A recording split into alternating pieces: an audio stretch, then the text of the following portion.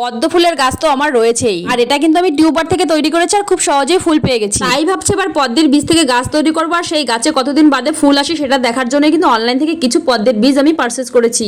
আর এইদিকে সমানে ঝিরিঝিরি বৃষ্টি পড়েই যাচ্ছে, আর বৃষ্টিতে ভিজে ভিজে কিন্তু ভিডিও বানাচ্ছি। তোমরা কিন্তু অবশ্যই সাবস্ক্রাইব করে একটা লাইক করে যেও। এগুলো হচ্ছে পদ্মের বীজ, দাম নিয়েছিল মাত্র 50 টাকা। কতটা কি ভালো হবে কি খারাপ হবে আমি জানি না। সব বীজগুলো কিন্তু আমি একসঙ্গে ভিজাবো না, কিছুটা রেখে দেবো আর কিছুটা ভিজিয়ে দেবো। সবার মুখে শুনেছি পদ্মের বীজ থেকে ফুল আসতে কিন্তু অনেকটাই সময় লাগে, তাই ভাবলাম এই কাজটা একবার করে দেখা যাক, আদৌ কতটা সময় লাগে সেটাই দেখার ইচ্ছে জেগেছে। আর এই পদ্মের বীজ থেকে পদ্মের গাছ তৈরি করার সমস্ত প্রসেসিং গুলো কিন্তু অবশ্যই তোমাদের সঙ্গে আমি শেয়ার করব। এবার কিন্তু হাফ বীজগুলো আমি প্যাকেট করে রেখে দিলাম। আরে বাপরে, প্যাকেটের তো দুদিকেই ফাঁকা। যাই হোক, এবার পদ্মের বীজগুলোকে জলে ভেজানোর আগে যেটা করতে হবে, পদ্মের বীজের একটা মাথা থেকে কিন্তু কাটার মতো সূচালো রয়েছে, ওটাকে ভালো করে ঘষে ভিতরে সাদা অংশটা বের করে তবেই কিন্তু জলে ভেজাতে হবে। তাই আমি এখানে পাঁচিলের গায়ে ভালো করে ঘষে নিচ্ছি, এটা করলে কিন্তু তোমার অঙ্কুর তাড়াতাড়ি আসবে।